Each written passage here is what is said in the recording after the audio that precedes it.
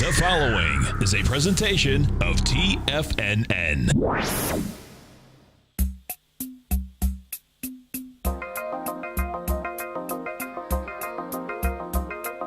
The Power Trading Hour with your host, David White.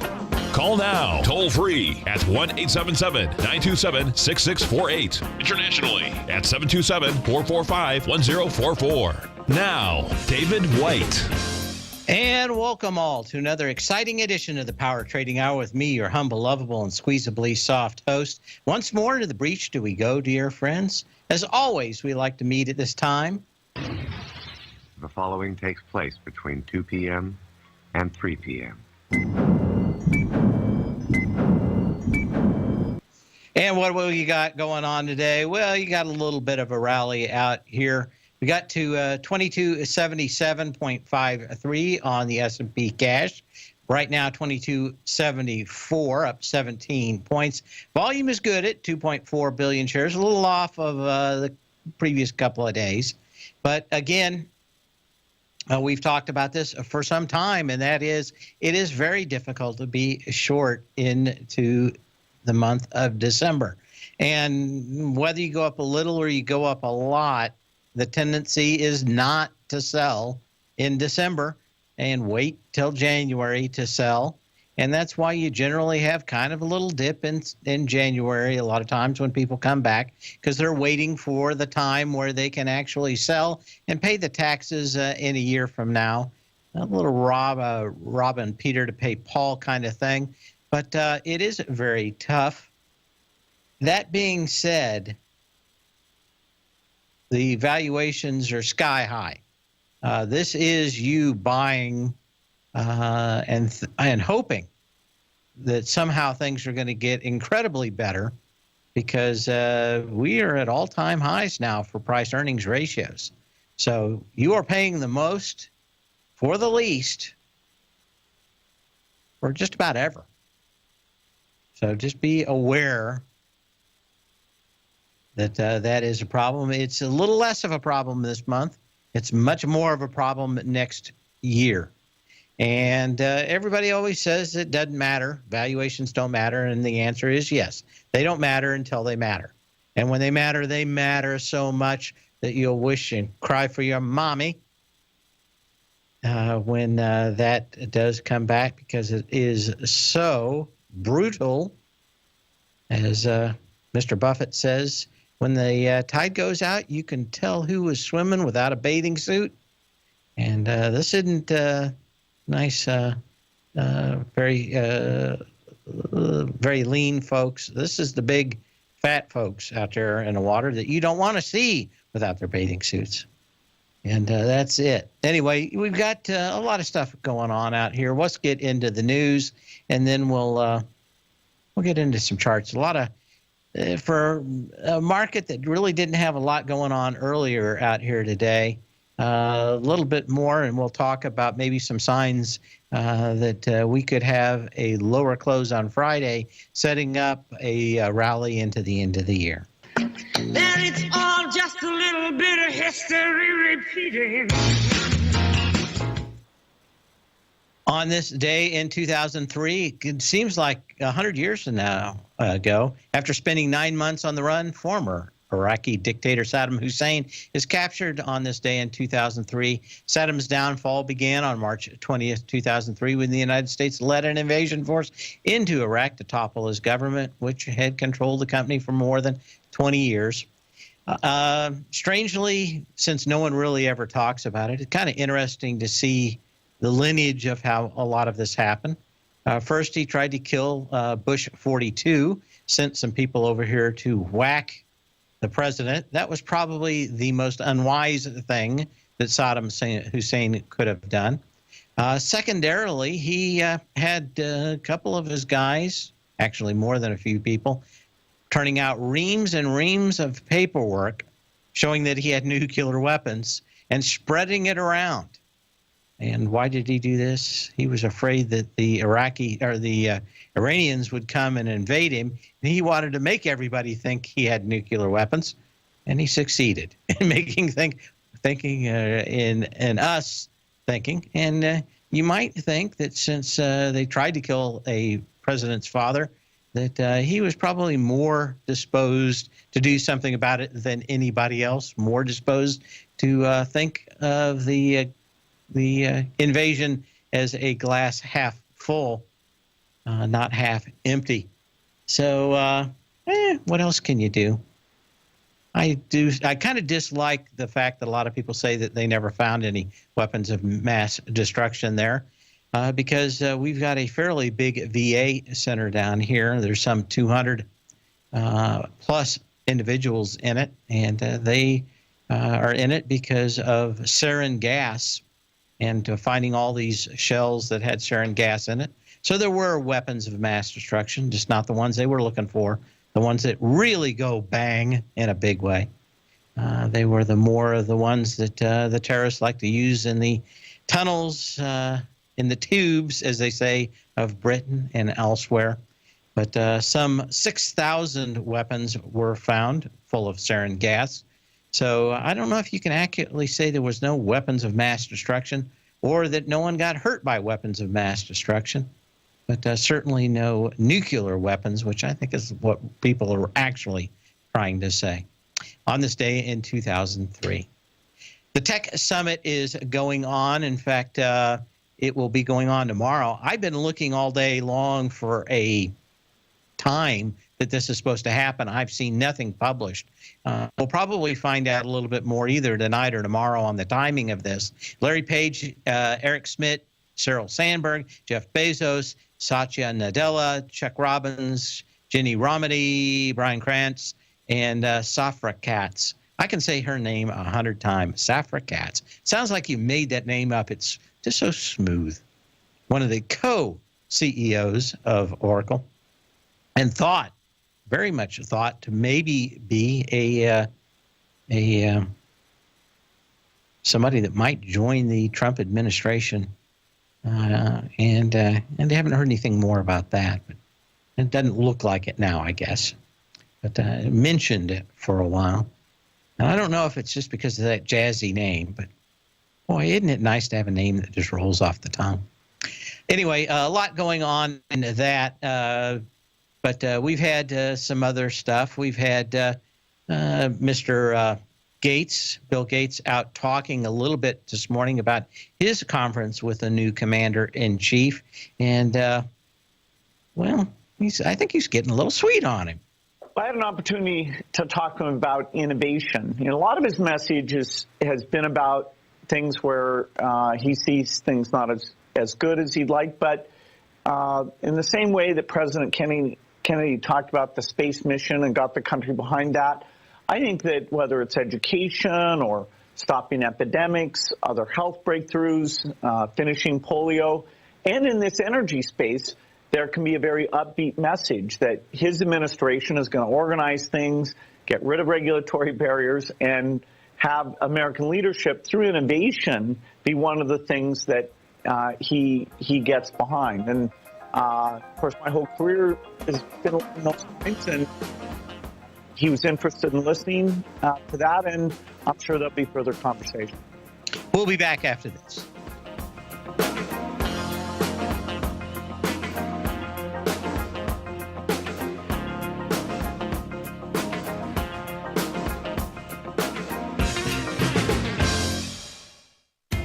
TFNN is excited about our new software charting program, The Art of Timing the Trade Charts. In collaboration with Tom O'Brien and using his best-selling book, The Art of Timing the Trade, Your Ultimate Trading Mastery System, David White has programmed an outstanding piece of software that will complement any trader's methodology. Using this first-of-its-kind program, The Art of Timing the Trade Charts allows you to scan thousands of stocks for Fibonacci formation setups, including Gartley's, ABC's, butterflies, and much more. The Art of Timing the Trade Charts is designed to help you when scouring the markets for stocks just beginning to form the trading patterns that many investors spend days, weeks, or even months searching to find. And right now, we're offering licenses available at only $79 a month. We are so confident that you're going to love this new charting software software that will even give you a 30-day unconditional money-back guarantee. Don't miss out on this incredible new piece of software. Get your copy of The Art of Timing the Trade Charts today by visiting TFNN.com. Tiger TV is an exciting way to experience TFNN programming. See high-definition video giving you crystal clear charts, as well as seeing some of the faces of TFNN's highly acclaimed financial experts with crisp, full-fidelity sound. Catch Tom O'Brien, John Logan, Steve Rhodes, Basil Chapman, Larry Pesavento, Think or Swim, David White, Andy Hecht, and Daryl Martin in crystal clear, high-definition audio and video. Tiger TV, exclusively at TFNN.com.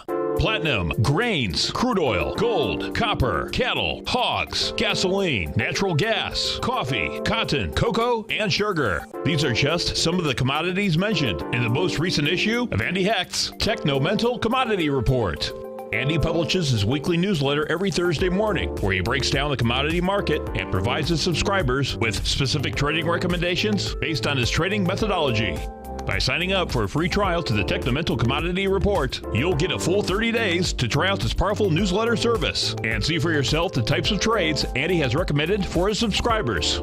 When you sign up for a 30-day free trial, you're under no obligation to pay anything. And should you decide to continue, you will lock in the low rate of only $79 a month. Sign up right now for the Techno-Mental Commodity Report and make sure you're ready to catch the next big trade in commodities. For more information and to get started today, visit the front page of TFNN.com. Many of our new listeners have heard about the Tiger's Den, but wondered, what exactly is it? The Tiger's Den is a lively community where professional traders and investors can meet, exchange ideas and information in a comfortable, moderated atmosphere. Hear all of your favorite TFNN shows, plus see all the charts as they happen live during those shows, and have access to all those charts. You can test drive the Tiger's Den absolutely free for 30 days. It will greatly enrich your knowledge of these markets. Details on the Tiger's Den are on the front page of TFNN.com. Dave takes your phone calls now. Toll free at 1-877-927-6648. Internationally at 727-445-1044. And again, that tech summit tomorrow, we might see a little bit of movement in the NASDAQ, and maybe based on maybe some comments coming out about that. The timing, though, is going to be interesting. I haven't really seen anything about it. It's going to happen before, after, or during the FOMC meeting. We could have some volatility. If anybody knows, let us know. But I looked for maybe 30 minutes today, could not find a peep about what's going on out here. But we will continue on. Thursday looks like it will be a very interesting day. Trivago, a German startup acquired by Expedia in 2013, gets spun off. It looks like everything is ready to go for that IPO. Normally, you do not have a market in crisis.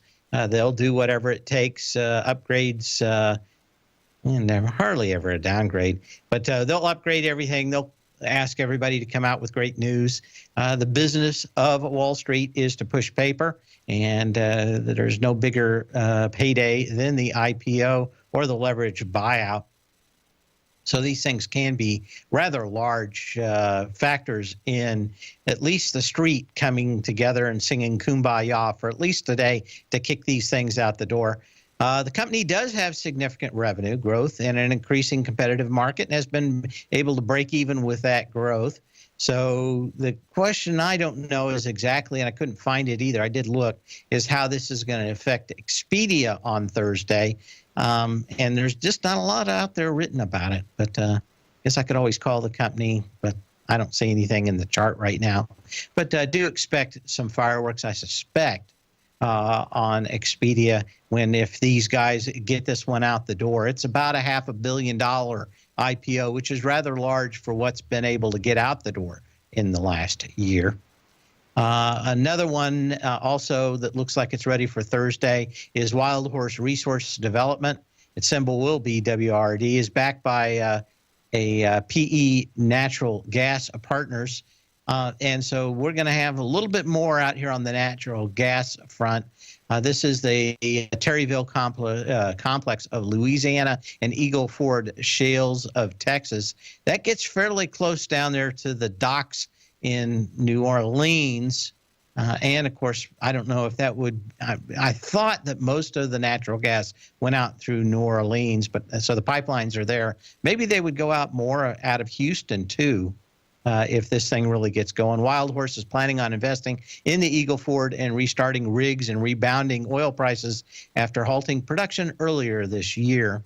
So there'll be a few more things going on down there. But of course, the idea is to really get the exports of natural gas moving. And this one's kind of at least talking about doing that. And they're in the right spot. They don't have to really build any pipelines. They're in a state that's friendly to pipelines, and it wouldn't take very much to get it to Houston and or to New Orleans, although I think this area is closer to New Orleans, if I'm not mistaken. And that's why it's in the Terryville complex of Louisiana. So we've got those going on. After the bell on Wednesday, after the fireworks tomorrow, Joy Global, they had at one time bought the big minor, what is it, the drag, what do they call them? Drag, not drag chutes. Drag, yeah, it's a kind of thing that they just drag along the ground and pick up huge amounts of soil. What is it? Dragline. Thanks, Andrew. Anyway, they bought I thought it was Bungie a couple of years ago. So these guys are kind of a little bit more hard to judge because they've got their fingers in a few more pies. But certainly after the bell on Wednesday, when we get into Thursday after the bell, Adobe Systems, Jabil Circuits, and Oracle Corp. That's the last big three for this year that I could find with earnings, and that takes us really kind of into mid-January to late January before earnings seasons fires up once again. So we got a couple, maybe a month or so without a lot of earnings to change things. And we'll continue to keep an eye on that. But that may be a lack of news at the very beginning of the year that is more important than a huge cornucopia of news. Don't get to use that word every day, cornucopia. A horn of plenty. Anyway, that is kind of it. We've got a lot of stocks moving out here today for a market that probably a lot of people thought was going to be, especially the way it kind of opened, was going to be kind of flat. One of the inquisitors in the den asked for me to look at Himax Technology. This thing is blown through the bottom of it, and let's just get this so I don't make any mistakes, because I'm pretty sure I know what these folks do. But let's get it up here and actually put it on the screen so everybody can hear it. A Fabulous Semiconductor company provides display imaging process technologies to consumers worldwide. And I will turn this into English. A Fabulous means that they do not make their own chips. They hand it off to somebody else like Global Foundries or Taiwan Semiconductors or Samsung. Company operates through driver IC and non-driver product segments, offers display driver integrated circuits and timing controllers used in televisions, laptops, monitors, phones, tablets, digital cameras, car navigation, and other consumers.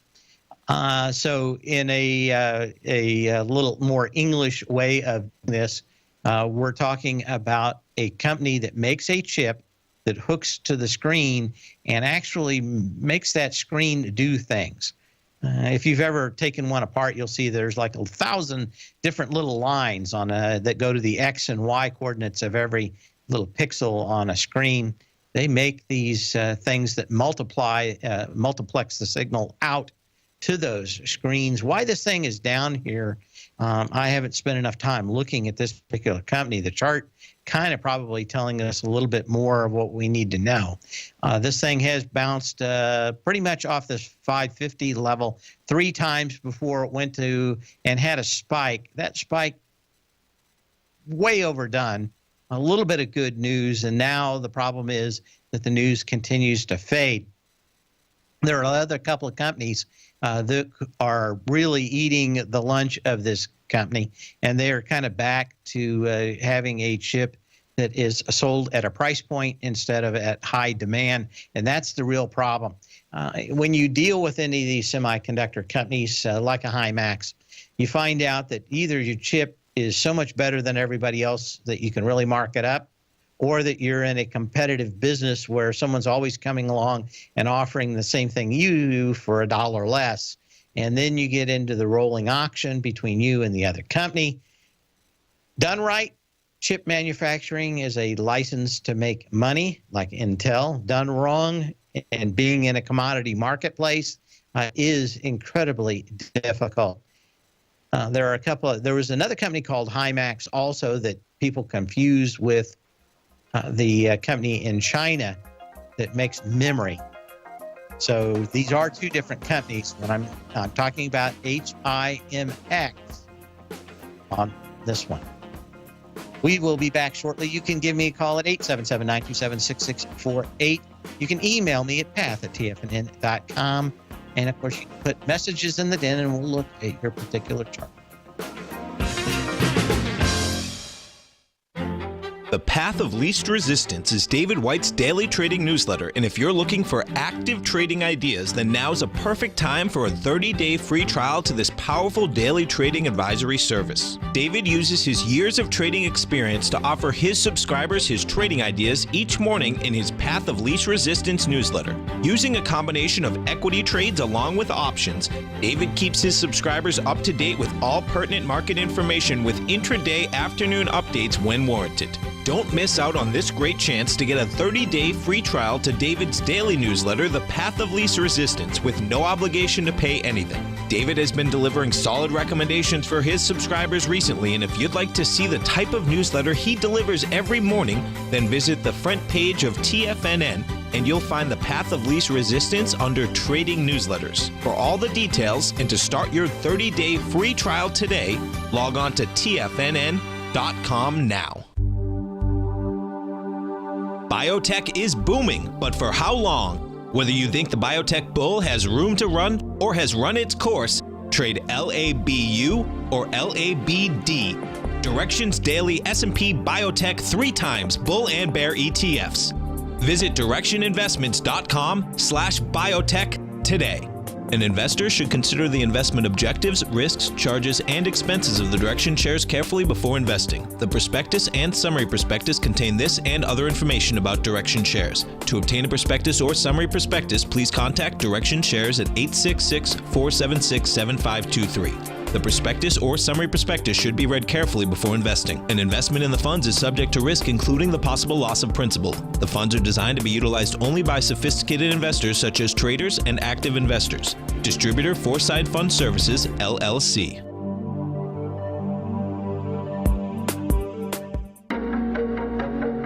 Has the current market volatility continued to stop you out of trades when the market spikes against you? Now is the perfect time to open up an account with Nadex. Nadex, the North American Derivatives Exchange, is a brand new, completely regulated Chicago-based exchange, and unlike most other exchanges, Nadex allows you to trade directly through them with direct market access when using their completely free trading platform, which also features real-time charts and full customization capability. One of the advantages of trading with Nadex in volatile markets is that your risk is always capped and you have the ability of keeping your trades open even when the market spikes against you. Nadex is completely brand new with a line of unique trading products that are unavailable anywhere else. See how it works at nadex.com. That's NADEX.com. Or click on the Nadex banner on the front page of TFNN.com. Futures and options trading involves risk and may not be appropriate for all investors. This segment is brought to you by Think or Swim. For more information, just click the Think or Swim banner on the front page of TFNN.com.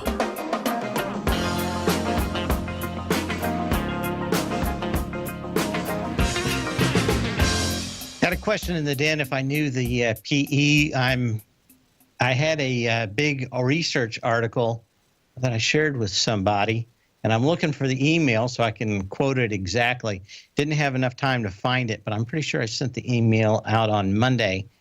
I may just send it to somebody in a text though, so I'm going to have to find it. But I want to find it before I actually put it together. But it's pretty mind-blowing at how high the values of stocks are right now.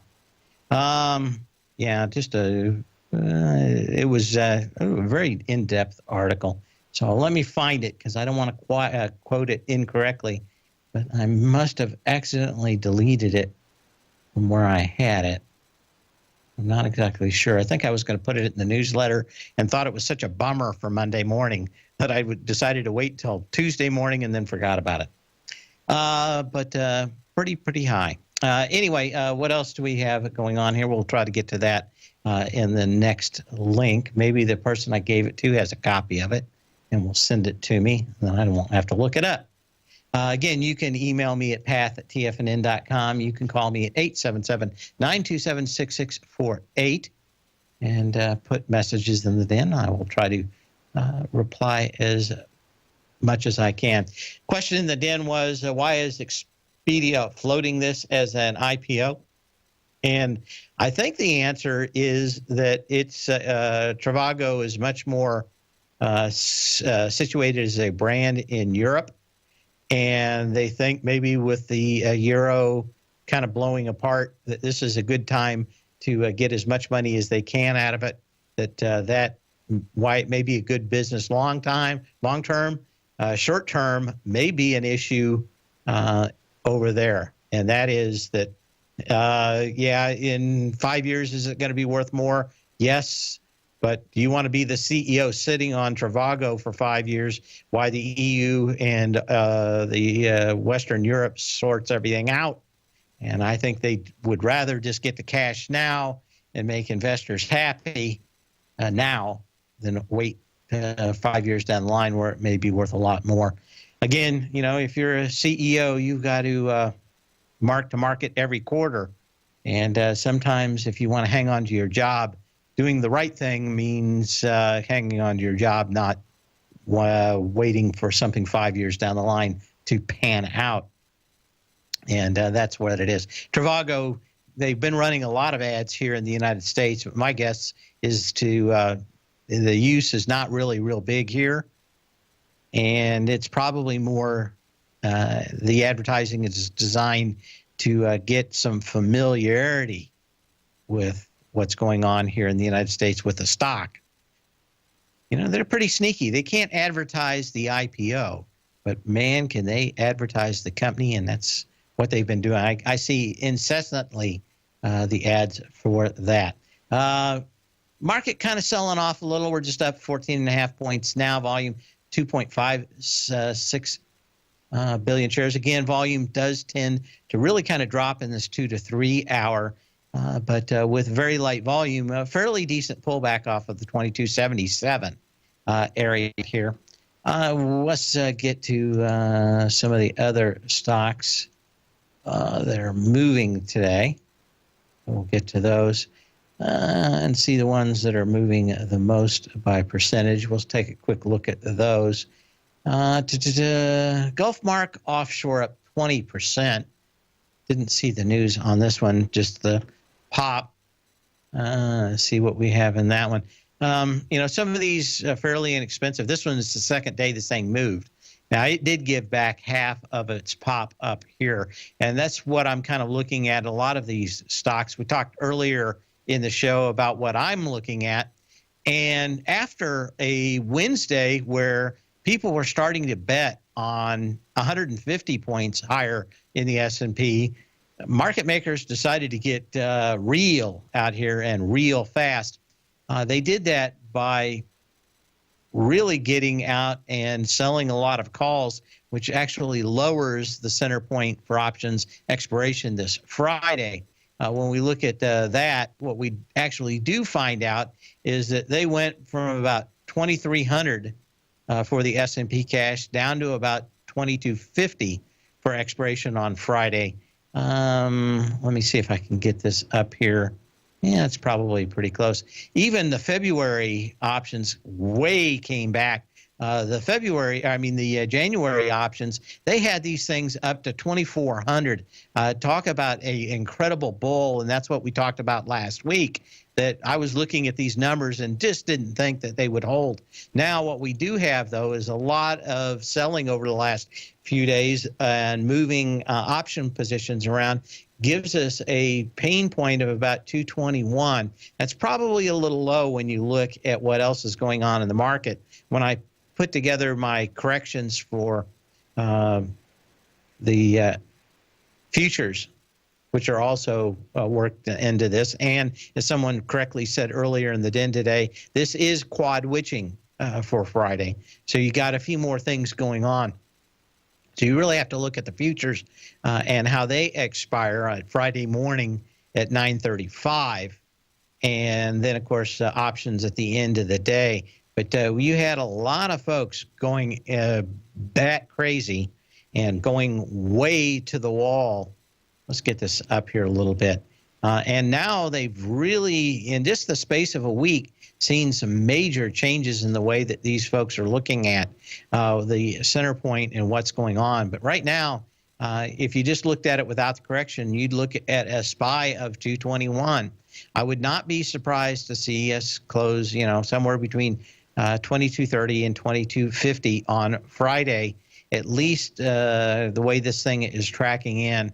So I think they may think that at least the option market makers are very nervous about lower prices going into Friday and are acting accordingly. My guess would be if you got a nice pullback into Friday, that we could then see yet another move back up into the end of the year. If everybody decides to get short and then nothing happens on Monday, you might have a lot of people that have to cover before the end of the year. And that may be one of those very sweet short covering rallies into the end of the year. So watch out. They have doubled back at the pass. They used to always say that in the Western movies. He's doubled back in the pass. Never really understood what that was, being in a non-mountainous country growing up. Didn't really know it. Anyway, Wolf Mark, when we get back to this one, a lot of volume, but gave back about half of it as we're seeing some of those. I was looking earlier in the day and thinking maybe Boeing was giving us some kind of signal in that these folks were getting out early and getting out often. This is a fairly bearish candle up here at this top. One, went right up, blew out the 52-week high, ran some shorts, and then basically came back down. Now, it's a little bit off the lows right now, but it will be interesting to see how Boeing closes and whether we get any volume back into the end of the day. If you wanted to go long, you've got to wait for this thing to come back to 140. But in the meantime, what can you say? Boeing may have temporary problems. We'll talk more about Boeing when we come back. This is a company I don't think a lot of people really understand how this company works, and want to short it a little bit too early. Even if it's pulling back, I can say nay. Nay, do not short. If you're an active trader looking for that extra edge when it comes to trading and investments, then now is a great time to get a 2-week free trial to Tom O'Brien's daily market letter, Market Insights. Tom O'Brien's daily newsletter, Market Insights, comes out every market day at around 9:30 a.m. and provides Tom's daily commentary on the broad market, including the Dow, NASDAQ, and S&P, plus specific trade recommendations. There's even an update published most afternoons to keep you informed about the day's market activity. He'll give you the entry price, price target, and stop price of each stock and option trade. With Market Insights, there's nothing left to guessing. For all the details and to get your 2-week free trial to Market Insights started today, visit TFNN.com. Today, it's hard to tell if the economy is coming or going. Regardless, I want my money going in the direction I choose. If that's your stance as well, then you want to know how Everbank can help keep your money thriving just the way you want. Is growing your money a priority? Everbank is committed to a yield pledge promise to pay high yields on your checking, money market, and CD balances. Looking to diversify? Everbank ingeniously developed accessible ways to spread your money around the world into foreign currencies and even non-FDIC insured metals. And when it comes to your wealth, they bring a highly experienced and global perspective to help you manage it. Everbank's financial philosophy flies in the face of the status quo. They believe your money's performance should not be determined by today's economic circumstances, but by the drive to rise above them and create opportunities that favor your objectives. If that excites you like it does me, visit everbank.com/TFNN to find out what they can do for you. Again, that's everbank.com/TFNN. Visit them today. Everbank is a member FDIC and equal housing lender.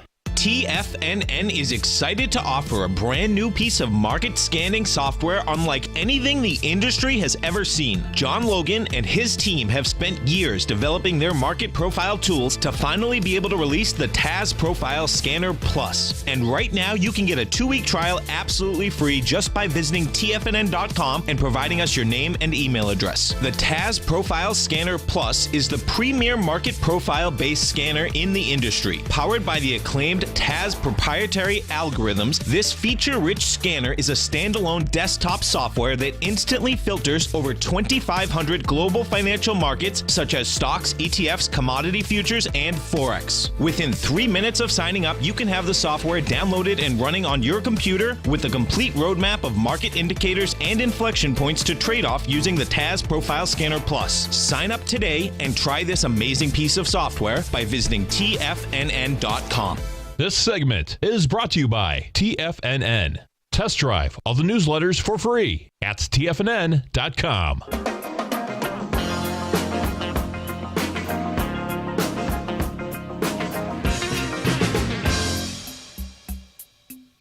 People are saying 26, but there was a much better treatise on this. I will find it for tomorrow on the price-earnings ratio. But yeah, it's above the absolute heights of 2000 on the dot-com bubble.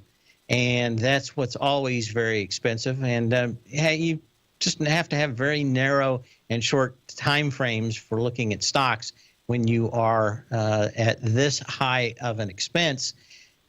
Jesse Livermore said that stocks are never too high to buy or too low to sell. But I have a feeling that's more about money management than actual risk reward. But I'm not a big fan of the bigger fool theory. I certainly, if I was going to be in stocks and buying things, I would look for stocks with better PEs than stocks with sky-high PEs, even into the end of the year, thinking that the risk reward would be better on a stock that does not have some kind of astronomical move up there. And again, you got a ton of stocks. I've brought up Tesla as the poster child for this kind of thing. At 10 years, if they continue the growth that they have right now, which is probably not much of a chance, the law of large numbers will eventually hit. They're going to have to grow at the rate that they are for 10 years just to have a decent PE. And again, that assumes that the margins stay at the levels where no one else has been able to ever hold car margins.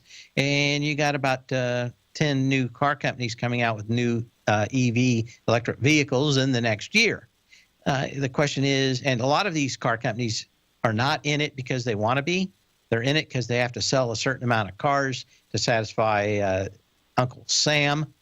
And it becomes a market that could get flooded. They also have some issues in the tax part of this, in which the amount for the very expensive cars that they've made in the past, $70,000, $100,000, are not going to get that $10,000 to $12,000 tax credit anymore. And I think that's almost up. In fact, I think it's the last day of the year for California is the last day of this year. So I'm looking for California, their biggest single market, to really start to shrink. We'll see how Tesla comes into that next year. We'll see what else we have going on out here in markets that are moving. Hovenia, which was kind of interesting. It was kind of very tough to see going into a FOMC meeting where they're actually raising rates to actually see housing stock continue to go higher. This thing has done nothing but go higher and still hasn't done this. And the question is, if just too many people were betting on the wrong side, could this stock really be doing that well? Could the underlying company be doing that well? Very tough to say. I did kind of nose around in this thing today. I'd never really found anything that explained why everybody was so bullish for the stock. Maybe there's something else in the books that I did not see. And commonly when a stock moves like this, there is something maybe that happened in the past that they're cleaning up in the books and why the stocks continue to rally. Energy's good off this one. If you're just looking at the chart, something is desperately wrong. Either they're not raising rates or there was something out there in the wood pile that they cleaned out in this stock, because I don't see that much different sales or marketing going on in this company, but certainly up today, another 7%. JetBlue, another one, JBLU, isn't it? JBLU, he said. Let's see if we have anything. Well, the problem with price earnings of 43 was that you had to have earnings.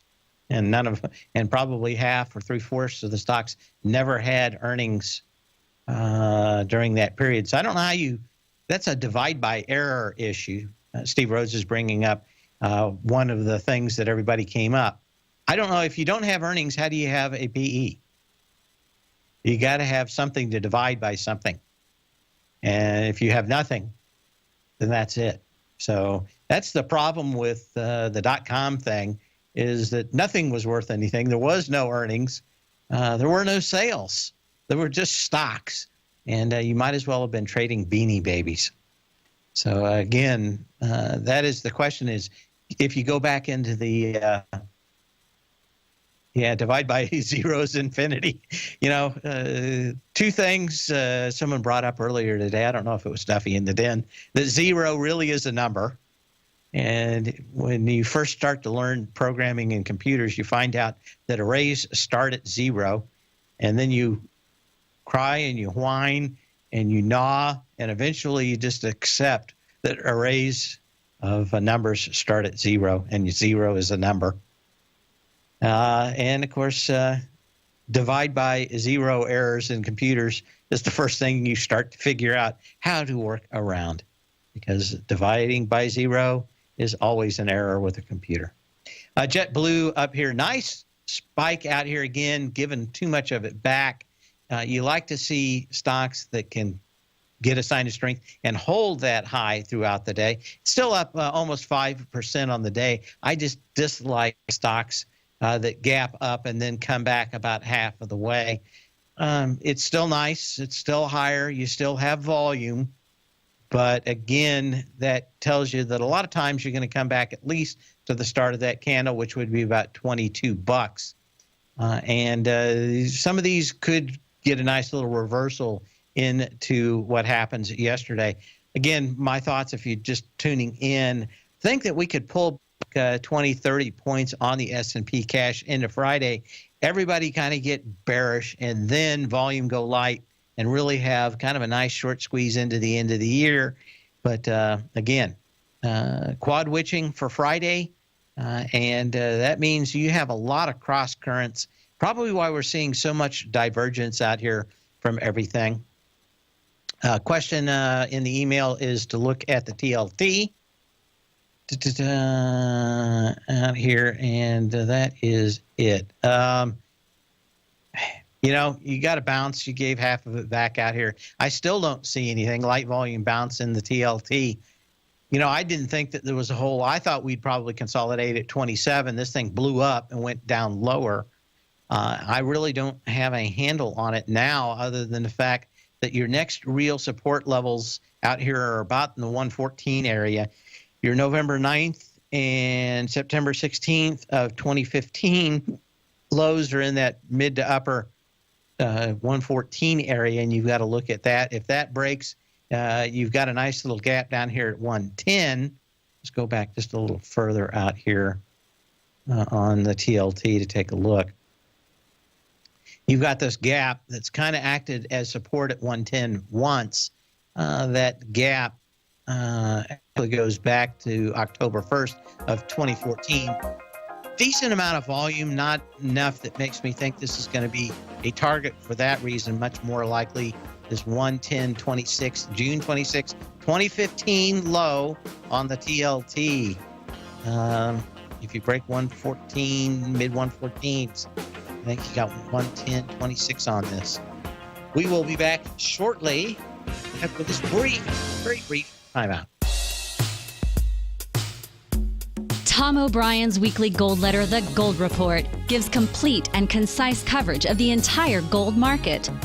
Inside, you'll get Tom's commentary on gold, the dollar, the rand, the bond, the XAU, the HUI, and detailed coverage of nearly 25 mining stocks. He'll give you the entry price, price target, and stop price of each stock trade.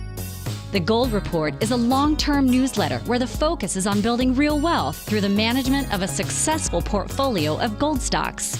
With a lifetime of knowledge and almost 12 years of writing his informative weekly newsletter, The Gold Report, Tom O'Brien can provide you with the important market information to help you make better trades in the gold market.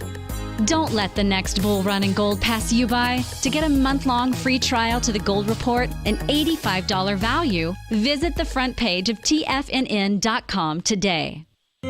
David White's newsletter, The Technology Insider, is focused like a laser on finding the next big things in technology. If you had invested only $10,000 in Microsoft in 1986, you'd have been a millionaire by 2000. Disruptive technology like Microsoft's is the key to these massive long-term profits, and the Tech Insider is the vehicle from TFNN to capitalize on these opportunities. This is the go-to newsletter that identifies, monitors, and profits on mostly little-known cutting-edge companies with great long-term prospects. David's experience is as an inventor of Emmy-winning animation products for TV and Hollywood that propelled a company public. Match that with 14 years as a full-time trader, and he's uniquely qualified to guide you through the light-speed world of ever-evolving high-tech. If you're ready to ride the next big technology bull market for less than $40 per month, log on to TFNN.com and get your 2-week free trial to the Technology Insider. Get in on the ground floor of the next big thing today.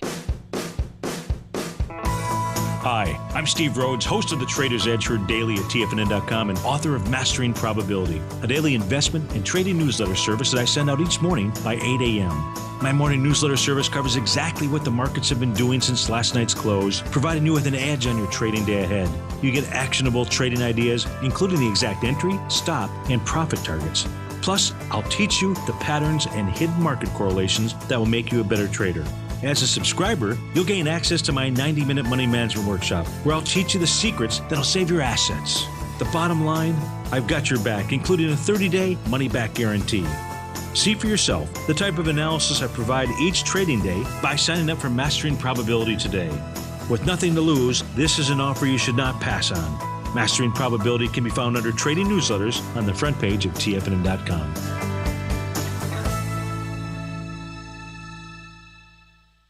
Catch Tom O'Brien, professional trader and educator, founder of TFNN. Also, a special guest on CNBC. Tom will bisect and dissect the markets. The Tom O'Brien Show, next on TFNN.